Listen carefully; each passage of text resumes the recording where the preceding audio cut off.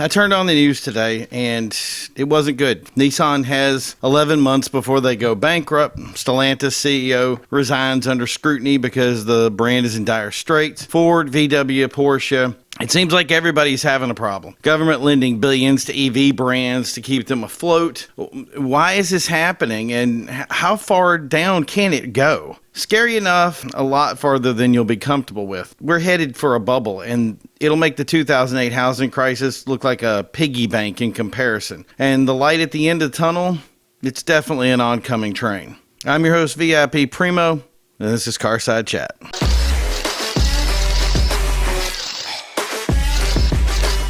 I feel like I'm telling you something you should already know, but then I realized media, government, hell, even car companies, it's killing or redirecting the blame, and what you're hearing just isn't accurate. I doubt anyone knows the full story because they can't let us know. The first thing you were told was that EVs are the future. Well, they aren't. EVs started in 1828. They competed against steam engines, and they lost. They really reached their peak around 1910 to 1912, but by 1942, they were completely obsolete. It's not even the last time we've tried it. In the 80s and 90s, there were constant moves to create EVs and alternative fuels to power vehicles, and each time it failed miserably. Tesla started in 2003, and they got a huge loan from the government to get things rolling. In 2009, government paid out $2.4 billion in grants to develop EV technology. That's why we saw Lucien, Rivian, Rimac all came into existence around that time. BMW started working on its Active E program in around 2012, and back then the plan for most EVs was to add a gas motor to extend range, which we'll talk about why that won't work in a minute. I know you've heard some crazy figures like demand is increasing year over year, but it's all made to tell you a story that isn't exactly true. By 2019, even with all the influx in cash and rebates, the amount of EVs actually on the road was less than 1%, while hybrids made up just around 2%. Today, 8% of the newly produced vehicles are EVs, but of registered vehicles, it's still less than 1%. Still, they'll say that EVs increased by big percent numbers. So let's give you the real figures. Pew Research did a poll back in June that said only 3 in 10 Americans might consider an EV. A 2024 McKinsey survey stated that 40% of Americans who purchase an EV are likely to switch back to gas, even regretting the purchase. Oh, and you think it gets better elsewhere? 49% of the UK owners want to switch back. You may even think you can force people to switch, but that would be tough, as the Morning Consult survey in 2022 stated that 78% of the population don't even have access to charging at home, which makes sense in places like cities where renting is a big deal, which that's only going to go up with housing costs going on the rise. Even after knowing this, you may wonder why Ford spent $50 billion on the technology, canceling all their sedans to focus on it. $47 billion on Mercedes, Stellantis $35 billion, Hyundai $165 billion, VW $136 billion. It's figured that $1.2 trillion will go towards EV by 2030. And you may think if they're spending all this money, they must know something we don't, right? Yeah, they know that come 2027, they won't be able to make a car that meets emission standards. And by 2035, most countries in 9 states will completely ban gas cars. They can't change course. The government won't let them. So what's really going on? To do that, we need to go back in time, and it started in 2015 with the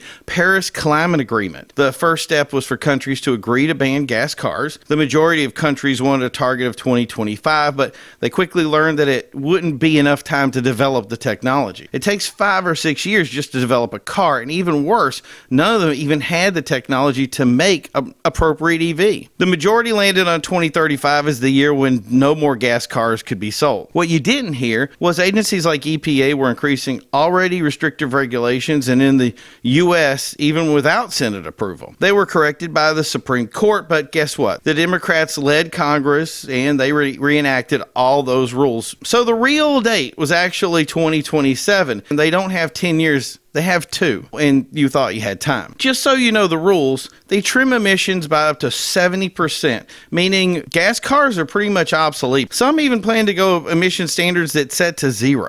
In their eyes, the only way to go is to go full EV. If you'll remember 2016, all the big car companies stopped selling anything that wasn't their biggest sellers. They couldn't afford to make anything else as they were about to spend billions on developing tech that they just didn't have. This caused cancellations of sedans and small vehicles. So before you blame them for not making a good car, maybe you want to blame the government for forcing their hand. The first cars started coming to market in 2019, but by then the market was already saturated. Even with increased incentives, the market was stagnant and has remained so since then, leaving the cultists to simply push different figures. The automakers saw the writing on the wall, but they couldn't change course. A looming deadline on the horizon, embracing new woke CEOs and marketing that doubled down on EV initiatives. So now it should make sense why CEOs, media, and government were saying they should advocate for EVs. This is why they said EVs were the future and you better get used to it. They thought they could force it on you and get adoption. And some people did, but it only served to remind people why they hated EVs. Short ranges, no charging stations, higher insurance costs, way higher fees, and crazy devaluation. Batteries that they said were good for 20 years ended up being only good for 10,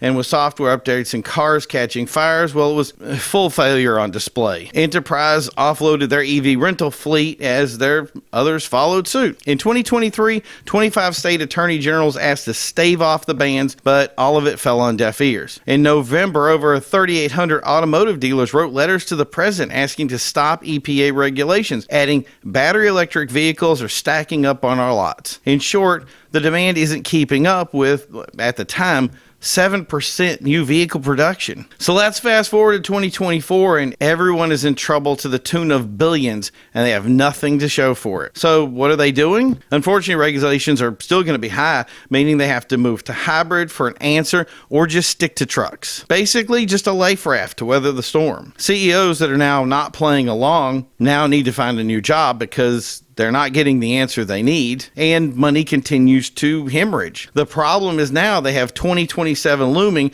as well as countries that stuck with a 2025 deadline, and they have no answer for it. So here we are.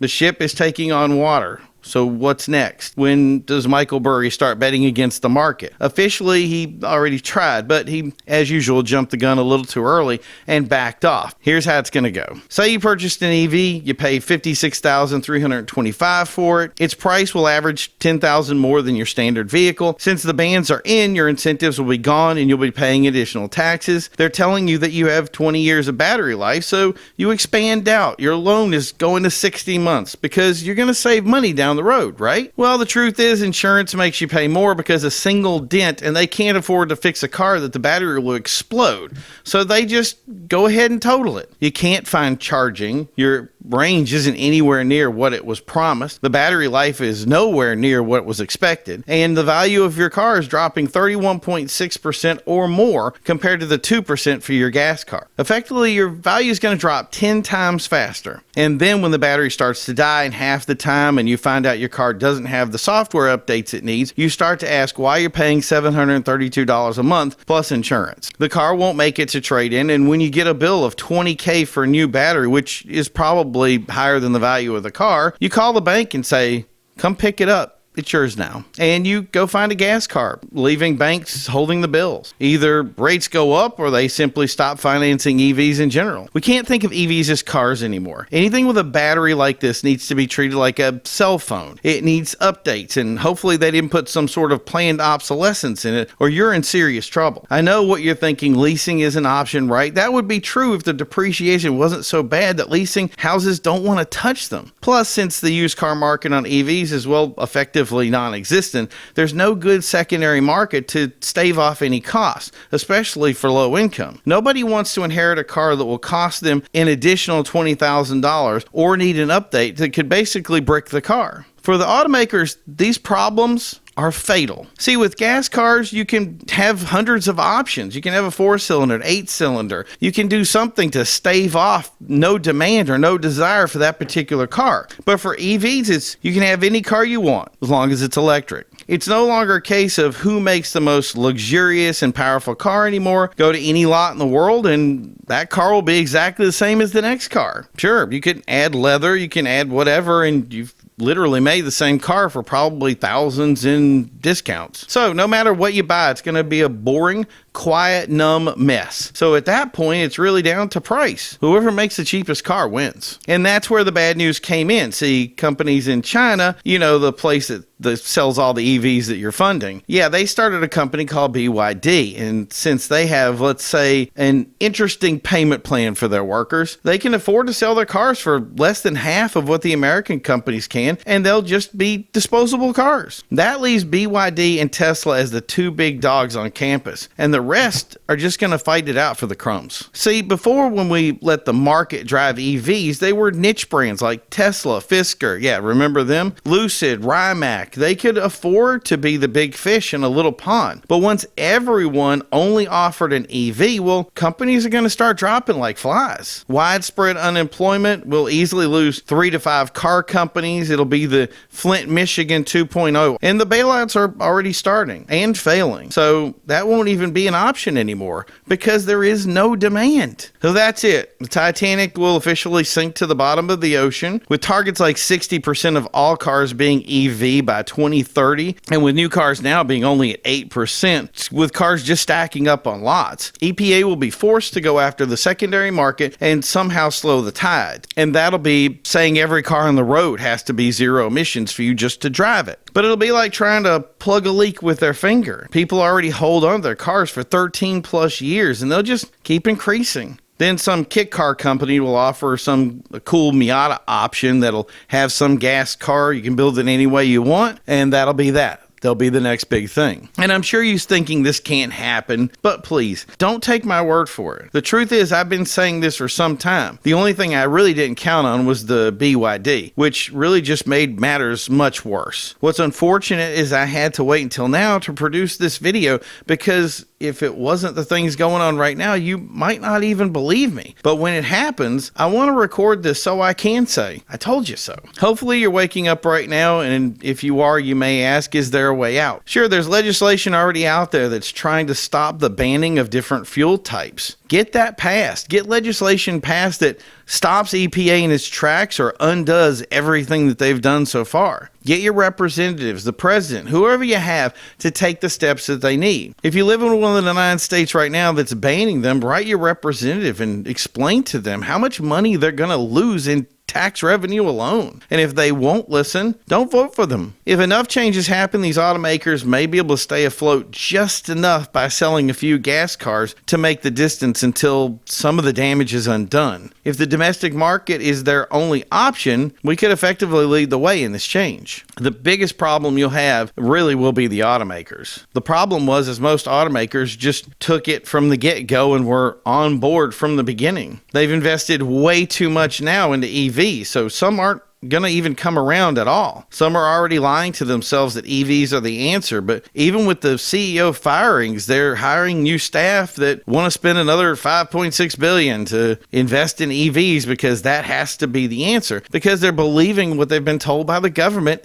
and not the consumers buying the cars. It doesn't help either that there's a lot of automotive media out there alone that's continuing to say this is the stuff that changes things. Some even the lobbies out there say or promote people that want to ban cars in general. So the only thing you have left is to talk with your wallet. Don't spend money on these people that you think are actually in supporting you. They're not. Don't be enticed by EV rebates. They're not going to last the distance, and they aren't worth it. If you're losing money, $30,000 to $50,000 a year, what is the value of buying that car? It's not an investment. It's a loss. But if we stay the course how we have the last 10 years, the reality is we won't have a car world left. They will force you to buy the car they want you to own. You'll be acclimated to purchase the car of the government's choice at the end of a gun. That's not how we run a country, or at least how we run America. Here, we should be letting the market decide where to move forward on vehicles and give them options and find the option that they want to buy. And this transition, if you want to call it, will be a lot easier. But there's a reason that people buy what they buy, and it has nothing to do with incentives or money or all these lies that keep getting told to them. So here's my suggestion. Just let the market decide what's going to happen in the future. They know what's best for them. This has been Carside Chat. I hope that come 10 years from now, we'll all look back on this video and say, dodged a bullet. On to the next one. Until then, let's buy a shirt, support the cause, and until next time, Excelsior.